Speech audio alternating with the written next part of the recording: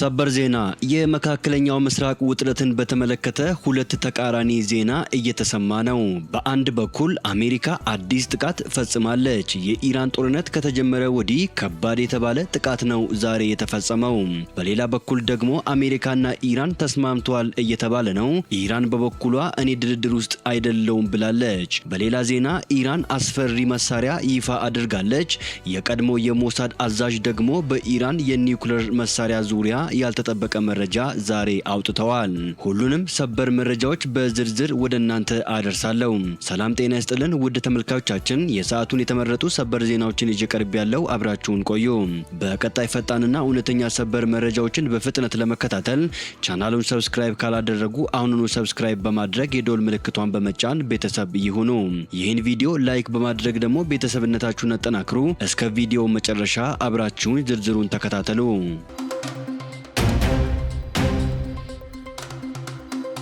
በቅድሚያ አዲሱ የአሜሪካ ጥቃት። የአሜሪካ ማዕከላዊ እዝ እንዳስታወቀው የፓናማ ሰንደቅ ዓላማን የሚያውለበልብ አንድ የጭነት መርከብ የተሰጠውን ማስጠንቀቂያ ችላ በማለት ወደ ኢራን ወደብ ለማቅናት በመሞከሩ የአሜሪካ ኃይሎች ሁለት የሄልፋየር ሚሳኤሎችን በመተኮስ ጥቃት አድርሰውበታል። በዚህ እርምጃ የመርከቧ አቅጣጫ መቆጣጠሪያ ወይም መሪ ሙሉ በሙሉ ከጥቅም ውጪ መሆኑ ተገልጿል። ኤምቪ ቬላ ኖቫ የተሰኘው ይህ የጭነት መርከብ አሜሪካ በኢራን ላይ የጣለችውን የባህር ላይ ማዕቀብ ለመጣስ ሙከራ ማድረጉን ማዕከላዊ እዙ አክሎ አስታውቀዋል። ይህንን ክስተት ጨምሮ እስከ ዛሬው ዕለት ድረስ የአሜሪካ ኃይሎች ማዕቀቡን ጥሰው ለማለፍ የሞከሩ 55 የንግድ መርከቦችን አቅጣጫ ያስቀየሩ ሲሆን 3 መርከቦችን ከጥቅም ውጪ እንዳደረጉና በሁለት መርከቦች ላይ ደግሞ በአካል ተሳፍረው እርምጃ መውሰዳቸውን የእዙ መግለጫ ያብራራል። በሌላ ዜና የሁቲ ታጣቂዎች የኢራን ጦርነት ከተጀመረ ወዲህ በፈጸሙት ከባድ የተባለ ጥቃት 6 ሰዎች ተገደሉ። በዓለም አቀፍ ደረጃ እውቅና ያገኘው የየመን መንግስት በኢራን የሚደገፉት ሁቲዎች በቀይ ባህር ውስጥ በሚገኝ የጭነት መርከብ ላይ ባደረሱት ጥቃት 6 ሰዎች መሞታቸውንና 10 ሰዎች መቁሰላቸውን አስታውቀዋል። የትራንስፖርት ሚኒስቴሩ እንዳሉት መርከቧ ከሞቻ ወደብ በስተደቡብ በ3 የባላስቲክ ሚሳኤሎች ከተመታች በኋላ እሳት ተነስቶ 4 መርከበኞች ሞተዋል ብለዋል። ከሟቾች መካከል 3ቱ ፓኪስታናውያን ሲሆኑ አንዱ ኢንዶኔዥያዊ ባህርተኛ ነው ተብለዋል። የየመን የባህር ዳርቻ ጠባቂዎች በኋላ ላይ እንደገለጹት ሁለተኛው የሚሳኤል ጥቃት የህይወት አድን ሰራተኞችን ኢላማ አድርገዋል ብለዋል። ሁቲዎች የሳውዲ አረቢያ ወታደራዊ መሳሪያዎችን የጫነች መርከብ እንደመቱ ተናግረዋል። እስራኤልና አሜሪካ የካቲት 21 2018 ዓመተ ምህረት በኢራን ላይ ጦርነት ከከፈቱ ወዲህ ሁቲዎች በመርከብ ላይ የፈጸሙት የመጀመሪያው ከባድ ጥቃት መሆኑ ተገልጿል። የሁቲ ታጣቂዎች ባለፈው ወር የሳውዲ መርከቦች በቀይ ባህር ላይ እንዳይተላለፉ እገዳ ከጣሉ በኋላ በመርከብ ላይ ጥቃት መሰንዘር ጀምረዋል። በመካከለኛው ምስራቅ ያለው ጦርነት ከ5 ወራት በላይ እንደቀጠለ ነው። በቀጠናው የተፈራው አለመረጋጋት እየተባባሰ በመጣበት በዚህ ወቅት ሁቲዎች በቀይ ባህር በኩል የሚያልፉ የሳውዲ መርከቦችና የነዳጅ ማከማቻዎችን ማጥቃት ጀምረዋል።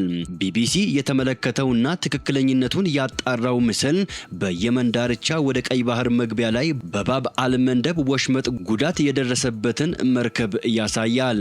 በሌላ በኩል አሜሪካና ኢራን ተስማምተዋል ስትል ፓኪስታን ተናግራለች። አሜሪካና ኢራን ቀደም ሲል ተደርሶ የነበረውን የ60 ቀናት የተኩስ ማቆም ስምምነት ለማራዘም መስማማታቸውን ፓኪስታን ዛሬ አስታውቃለች። ስምምነቱ የተራዘመው በፈረንጆቹ ነሐሴ 17 ያበቃ የነበረውን የጊዜ ገደብ መሰረት በማድረግ ነው ተብለዋል። ሁለቱ ሀገራት የተኩስ ማቆሙን ለማራዘም የተስማሙት የቀጠናውን ውጥረት ለማርገብ በሚል ነው። ስምምነቱ በቀጣይ ለሚደረጉ ዲፕሎማሲያዊ ንግግሮች ተጨማሪ እድል እንደሚሰጥም ዘገባዎች አመላክተዋል።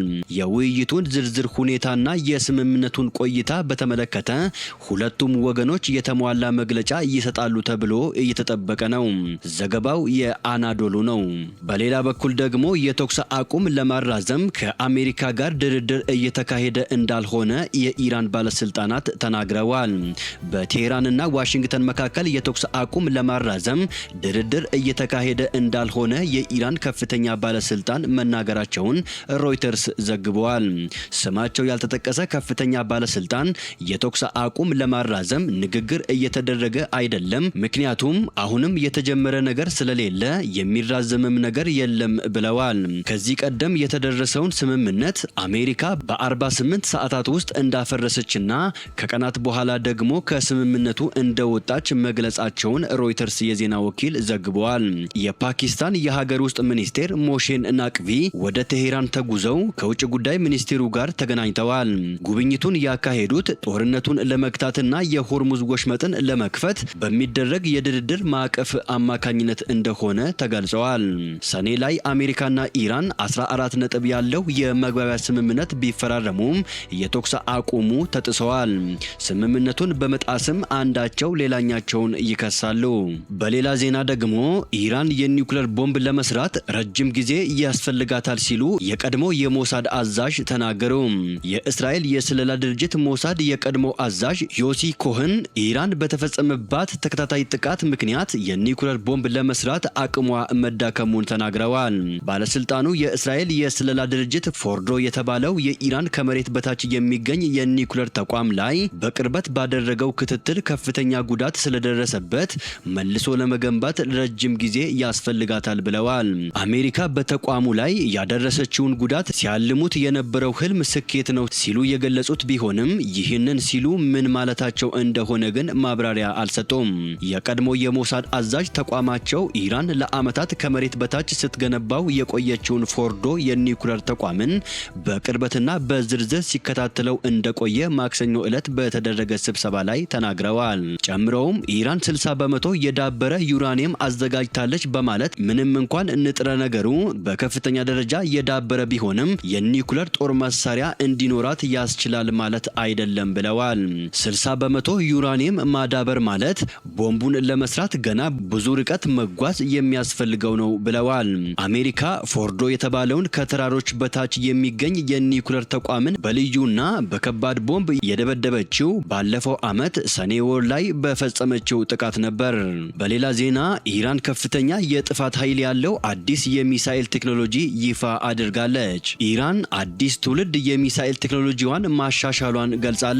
ይሄው ማሻሻያ የሚሳኤሎቹን የመግፋት አቅምና የመጨረሻውን ምዕራፍ ፍጥነት በመጨመር ወደ ኢላማቸው ከመድረሳቸው በፊት በከፍተኛ ፍጥነት እንዲምዘገዘጉ የሚያስችላቸው ነው። እነዚህ የተሻሻሉ ሚሳኤሎች እንደ አይረን ዶም፣ ታድና ፓትሪዮት ያሉ የጸረ ሚሳኤል መከላከያ ስርዓቶች ምላሽ ለመስጠት የሚያገኙትን ጊዜ በእጅጉ የሚቀንስ በመሆናቸው በራዳር ለመለየትም ሆነ በአየር ላይ ለማክሸፍ እጅግ አዳጋች ያደርጋቸዋል ተብለዋል።